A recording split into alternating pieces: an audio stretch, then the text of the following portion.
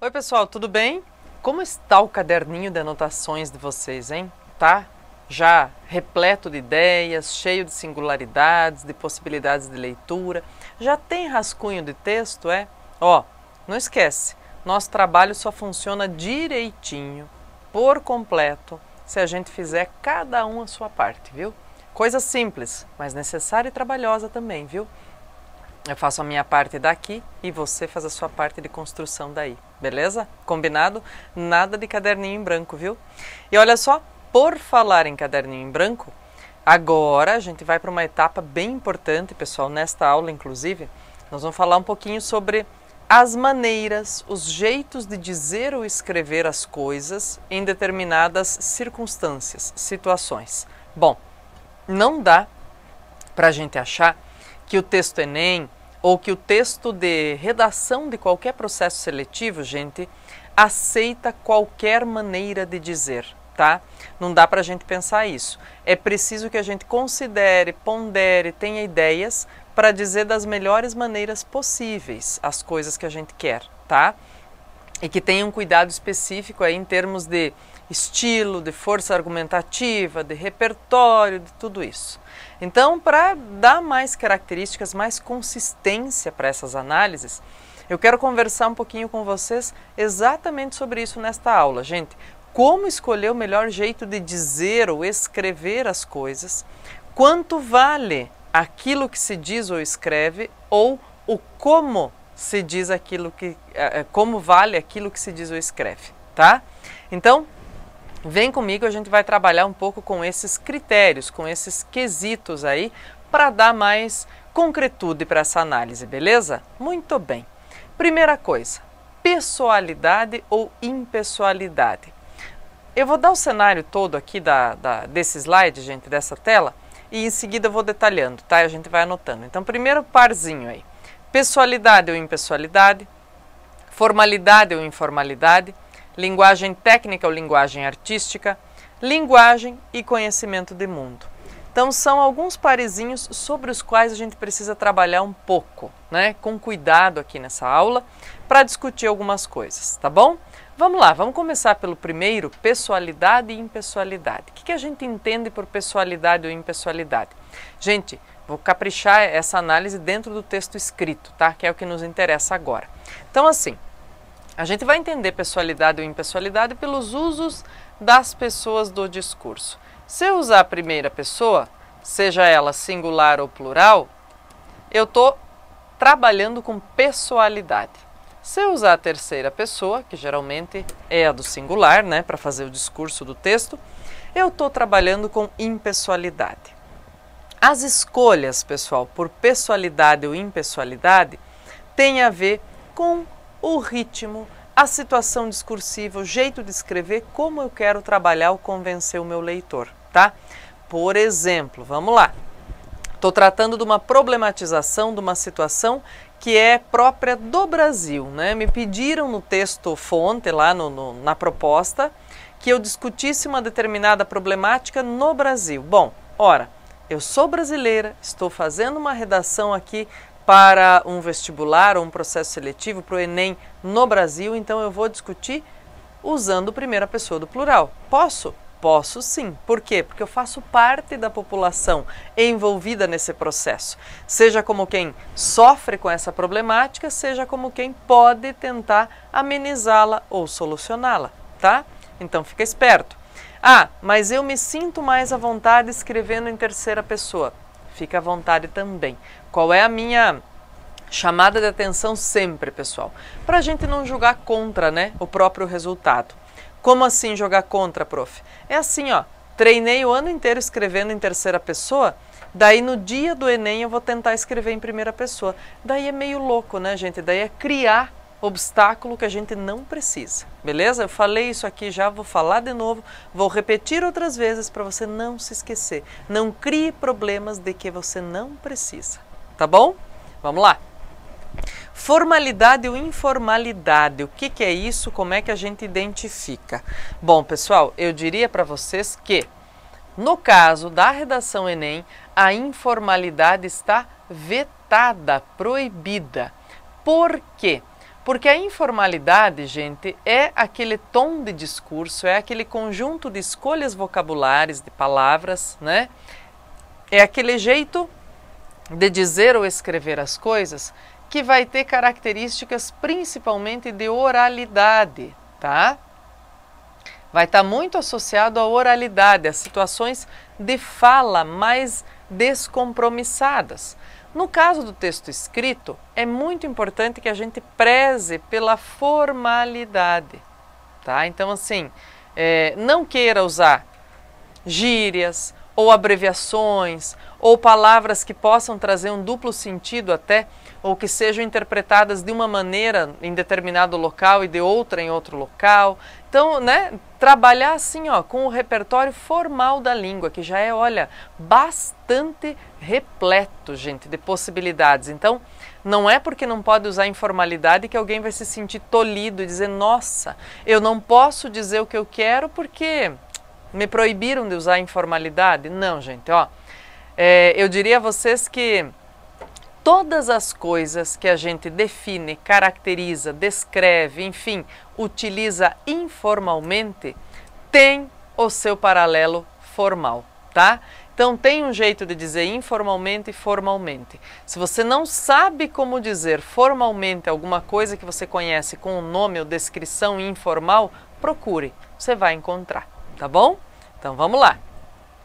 Linguagem técnica ou linguagem artística? Primeiro vamos entender bem o que nós estamos tratando, o que nós estamos levantando como pontos quando nós estabelecemos aí essa definição, né, de chamar uma linguagem de técnica ou de artística.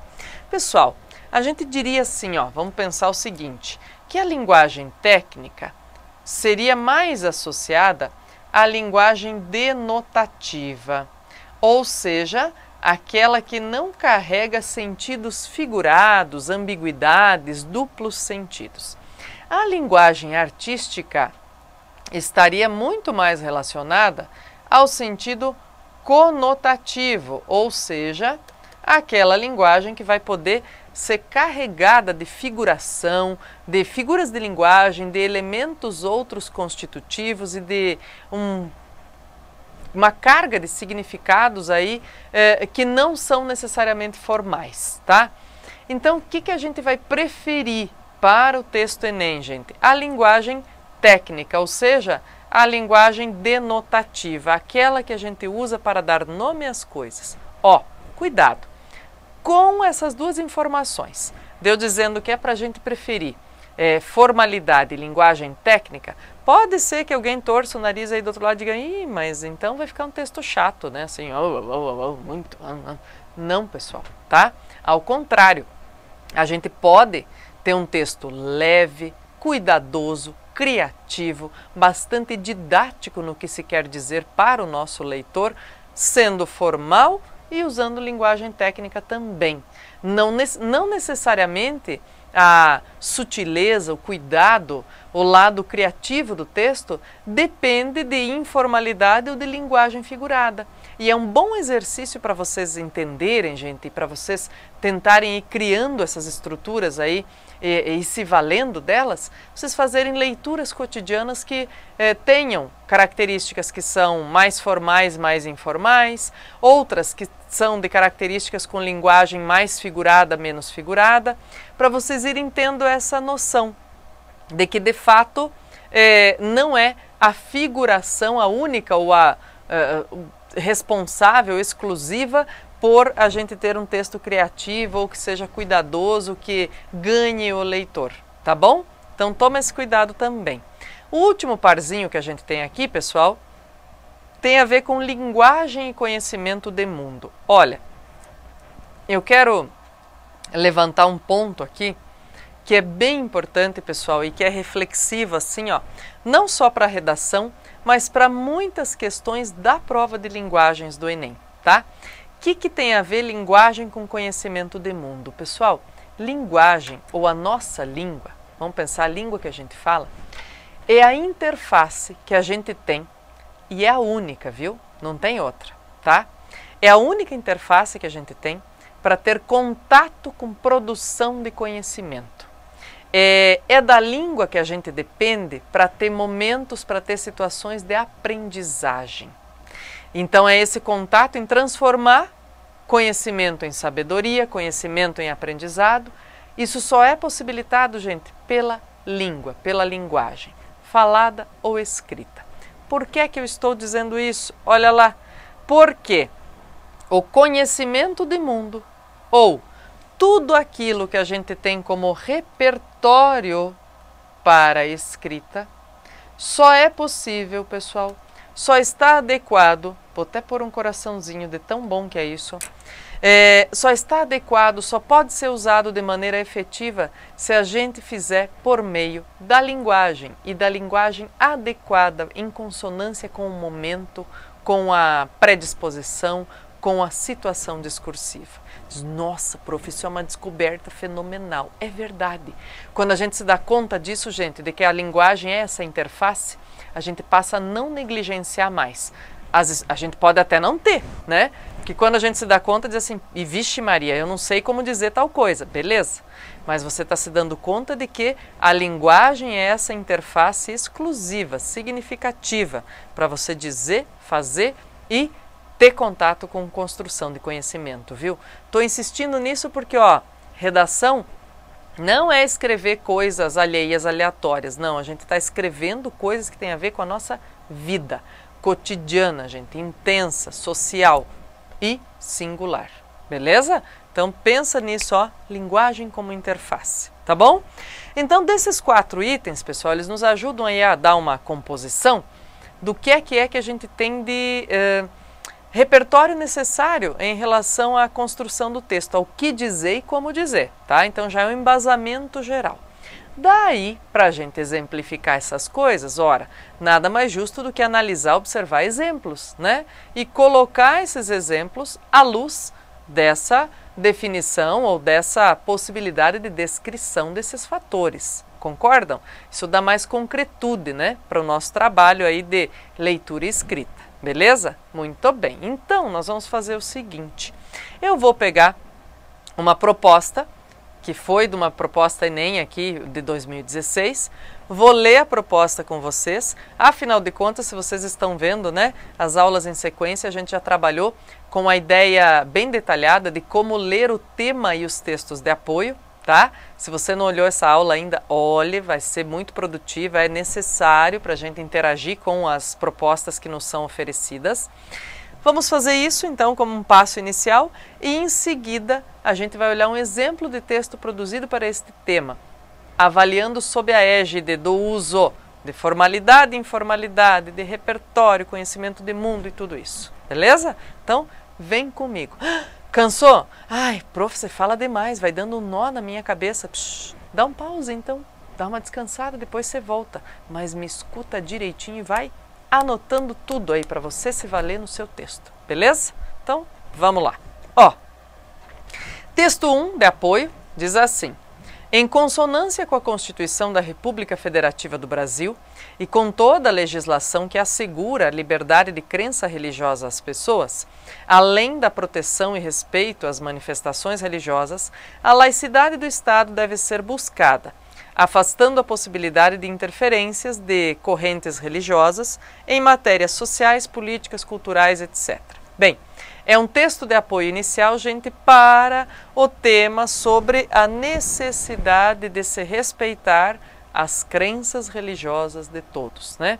Problema da crença religiosa como empecilho para a inserção social do indivíduo, tá?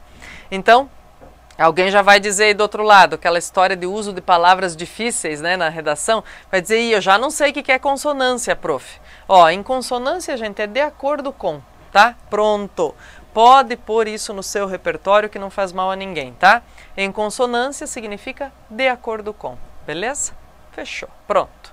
Primeiro texto, então, já está mostrando que está na Constituição que é para respeitar, que as pessoas têm direito diverso no Brasil de crença religiosa e de, inclusive, de manifestações religiosas diferentes, diversas, e que a laicidade do Estado assegura isso, tá bom? Muito bem. E vejam só, gente, a fonte, né, do texto. Ó, Ministério Público do Rio de Janeiro, tá bom? Vamos lá. Texto 2. O direito de criticar dogmas. O que será isso, gente? Direito de criticar dogmas. Bom, criticar dogmas, os dogmas fazem parte da fé expressa, professada por cada religião, né? Então, dogmas seriam aqueles preceitos inquebráveis de cada religião. Então, diz assim: o direito de criticar dogmas e encaminhamentos é assegurado com liberdade de expressão. Mas, reparem na adversativa aqui, ó, atitudes agressivas, ofensas e tratamento diferenciado a alguém em função da crença ou de não ter religião são crimes inafiançáveis e imprescritíveis. Opa! Então, olha só, Jornal do Senado, gente, também, ó. Então, o outro texto era do Ministério Público, esse é do Jornal do Senado. São todos textos oficiais, né, de órgãos de representação forte, governamental. Muito bem, vamos ver. Então, olha só, está dizendo que criticar, eu posso. Quer dizer, eu posso não gostar do jeito que alguém expressa, que alguém promove sua fé, tá? Então, criticar eu posso, desde que eu tenha justificativa, né? Legal. Agora, o que eu não posso? Agredir uma pessoa, dar uma pedrada numa pessoa porque ela faz parte de uma religião com a qual eu não concordo. Pera lá, né, gente? Então, ó, se eu falei em outro momento aqui das nossas aulas de elegância, de falta de educação generalizada, não só no texto, isso aqui está dando mais ou menos esse tom, viu? Está dizendo, ó, primeiro, população, aprenda a diferença entre criticar e agredir. São coisas completamente diferentes, né? Então, assim, gente, nós precisamos sim aprender esse tipo de coisa. Criticar e agredir são coisas diferentes, tá? E criticar está liberado. A liberdade de expressão prevê que você pode sim agredir, daí é outro papo, né? Outro patamar, tá bom? E vejam que agredir daí é algo inafiançável e imprescritível. Prof, o que quer dizer isso? Quer dizer que quando preso por conta disso, em flagrante, você não pode pagar fiança e sair solto, não tem essa de responder em liberdade. E também é um crime que não é daqueles assim que, passou 5 anos, né, ou passou mais de uma década, você está livre de responder por ele porque ele já caducou. Então é um crime que não caduca, que não prescreve. Para frente. Texto 3. Olha lá. Trechinho do Código Penal, tá vendo? É só texto duro, forte, legítimo, de legalidade, gente, aparecendo aqui nessa proposta, hein? Capítulo 1. Dos crimes contra o sentimento religioso, ultraje a culto, impedimento ou perturbação de ato a ele relativo. Escarnecer de alguém publicamente. O que é escarnecer, gente? É tirar sarro, fazer chacota, tá? Por motivo de crença ou função religiosa, impedir ou perturbar cerimônia ou prática de culto religioso, vilipendiar publicamente, humilhar, né, gente? Humilhar alguém publicamente, ato ou objeto de culto religioso, pena de detenção de 1 mês a 1 ano ou multa. Parágrafo único. Se há emprego de violência, a pena é aumentada de 1/3, sem prejuízo da correspondente à violência. Então, quer dizer, aqui em linhas gerais a gente está dizendo qual é a pena inicial e quais são os agravantes que podem ir aumentando, acrescendo essa pena, né? Legal. Texto 4. Olha lá, números sobre intolerância religiosa no Brasil. Fiéis de religiões afro-brasileiras são as principais vítimas da discriminação. Então tá aí, ó. Afro-brasileira está dizendo aqui, então, intolerância. Fiéis de religiões são principais vítimas. Número de denúncias por região de 2011 a 2014, tá? Até julho de 2014. Afro-brasileira disparado o maior número, tá? Evangélica em segundo e depois os outros números que vão diminuindo. Muito bem. E aí vem os episódios, né? Dizendo, olha, 20% dos episódios relatados em 2013 envolveram violência física. 12% dos relatados até julho de 2014 envolveram violência física. Então, isso aí, né, vai dando a característica, gente, a conjuntura de que os tipos de agressão, discriminação ou violência não são só assim falados, né? É violência física mesmo, é coisa que atenta, inclusive, contra a vida da pessoa. Muito bem. A partir da leitura dos textos motivadores e com base nos conhecimentos construídos ao longo de sua formação, redija texto dissertativo, argumentativo e modalidade escrita formal da língua portuguesa sobre o tema Caminhos para combater a intolerância religiosa no Brasil. Vamos lá? Bom, primeiro, não vale escrever no texto negando a intolerância religiosa no Brasil. Dizer, ué, mas eu na minha vida, na minha família, na minha cidade nunca vi, então não existe. Pessoal, os números e as leis estão mostrando que existem, né? Que existem muitos casos. Portanto, eu não posso negar porque eu nunca presenciei, porque eu nunca fui vítima, porque, enfim, não faz parte do meu cotidiano. Eu tenho que olhar os textos de apoio e dizer, putz, não é que eu nunca tinha pensado, mas existe mesmo? Né? Então, olha lá, é uma problemática, tá? Então, nada de escrever texto negando que exista a intolerância. Então, a intolerância como problemática e depois, ao final, eu tenho que estabelecer caminhos, possibilidades de combate, de minimização, de mitigação desse cenário. Vamos lá? Então vem comigo. Ó, um exemplo, pessoal, dentre os vários citados como textos nota 1000 pela imprensa no ano em que se fez essa proposta, tá? Diz assim lá: em meados do século passado, o escritor austríaco Stefan Zweig mudou-se para o Brasil devido à perseguição nazista na Europa. Bem recebido e impressionado com o potencial da nova casa, Zweig escreveu um livro cujo título é até hoje repetido: Brasil, País do Futuro. Entretanto, quando se observa a deficiência das medidas na luta contra a intolerância religiosa no Brasil, percebe-se que a profecia não saiu do papel. Nesse sentido, é preciso entender suas verdadeiras causas para solucionar esse problema. Bom, pessoal, alguém poderá perguntar, mas por que citar o Zweig aqui no começo, né? Porque ele era judeu, né, gente? Então, e quando ele fala de perseguição nazista aqui, ele diz, ó, tá pondo um contraponto temporal aqui, né? Tá trazendo um exemplo do século passado, que todos que foram à escola estudar um pouco de história conhecem, que é o exemplo do nazismo, né, de perseguição por crença religiosa, e tá fazendo e estabelecendo uma relação comparativa com o Brasil. Então diz lá, ó, ele escreveu esse livro. Pois é, entretanto, está fazendo uma ressalva aqui, né? Diz, ele escreveu que é o País do Futuro, no século passado, mas quando a gente observa as questões relacionadas à intolerância religiosa, nós vemos que esse futuro, essa profecia, não saiu do papel, tá? Muito bem. Vamos ver o que ele traz nos parágrafos de desenvolvimento. A princípio, é possível perceber que essa circunstância deve-se a questões políticas e estruturais. Isso se deve ao fato de que, a partir da impunidade em relação a atos que manifestem discriminação religiosa, o seu combate é minimizado e subaproveitado, já que não há interferência para mudar tal situação. Tal conjuntura é ainda intensificada pela insuficiente laicidade do Estado, uma vez que interfere em decisões políticas e sociais, como a aprovação de leis e exclusão social. Prova disso é, infelizmente, a existência de uma bancada evangélica no poder público brasileiro. Dessa forma, atitudes agressivas e segregacionistas, devido ao preconceito religioso, continuam a acontecer, pondo em xeque o direito de liberdade religiosa, o que evidencia falhas nos elementos contra a intolerância religiosa brasileira. Bom, pessoal, nesse parágrafo, o que está acontecendo aqui? Ó? Existe um jeito, vejam lá, vamos lembrar aquele nosso item inicial?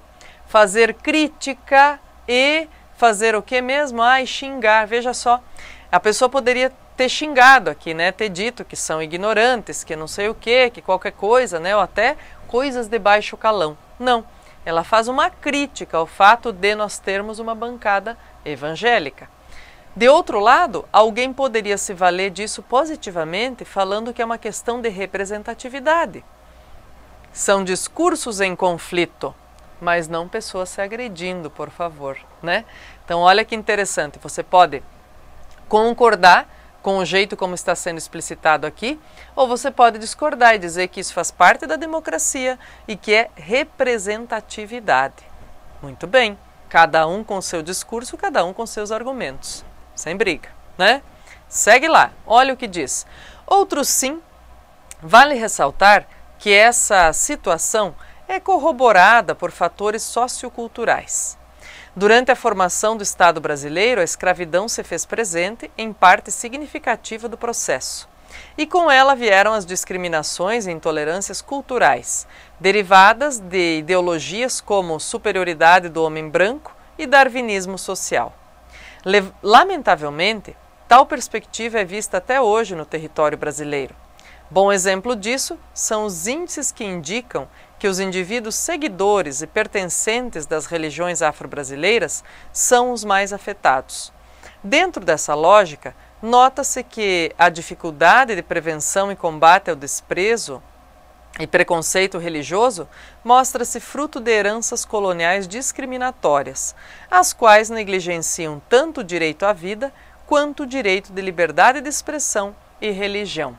Vejam, então veio um ponto aí relacionado às políticas de Estado, governabilidade e democracia, como funciona isso da ideia da crítica da laicidade do Estado, ou da falta de laicidade, da pouca laicidade, no parágrafo anterior.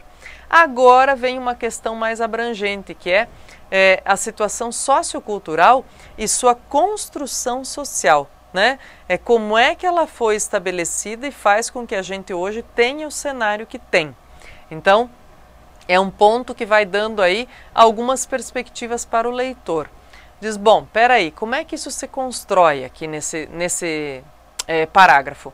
Se constrói mostrando elementos-chave que aguçam imediatamente na leitura, na interpretação de quem está fazendo a correção do texto, elementos que são muito peça-chave na construção da nossa história, né, gente? Então, formação do Estado brasileiro, as projeções de quem tem maior força cultural sobre os outros, e como isso acontece, tá? Dentro das várias perspectivas, dentro dos vários caminhos sociais brasileiros. Vamos para frente. Olha lá, daí vem o último parágrafo, vamos ver? Olha só, como é que ele está construído aí. Torna-se evidente, portanto, que os caminhos para a luta contra a intolerância religiosa no Brasil apresentam entraves que necessitam ser revertidos. Logo, é necessário que o governo investigue casos de impunidade por meio de fiscalizações no cumprimento de leis, abertura de mais canais de denúncia e postos policiais.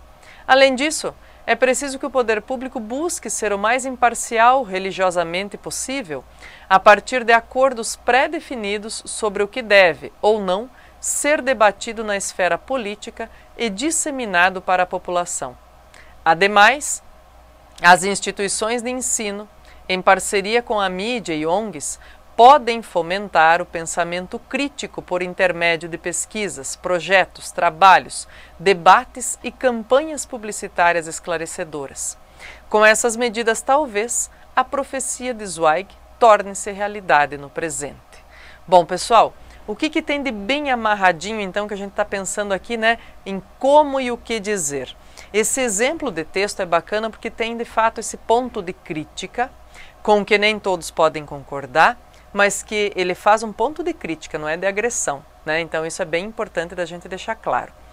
E ele está bem costuradinho no sentido que, olha, ele usa um elemento, um exemplo de uma pessoa que veio para o Brasil por conta de perseguição religiosa no século passado, no século XX, e vai trabalhando com as ideias do Brasil não ter se tornado esse país do futuro, como o Zweig escreveu, até chegar na conclusão, estabelecer direitinho a proposta de intervenção com ações possíveis, aplicáveis e plausíveis dentro daquilo que ele discutiu no texto e chama de novo o elemento citado no começo do Zweig para dizer, ó, quem sabe daí a gente vira concretude para aquela profecia, vira exemplo para aquela profecia, viu? Então, ó, gente, maior lição desta aula, as maneiras de dizer implicam como o conteúdo é recebido por quem lê e por quem nos escuta, viu? Beijo para vocês, gente. Bom trabalho, bons estudos. Já nos vemos em outra aula.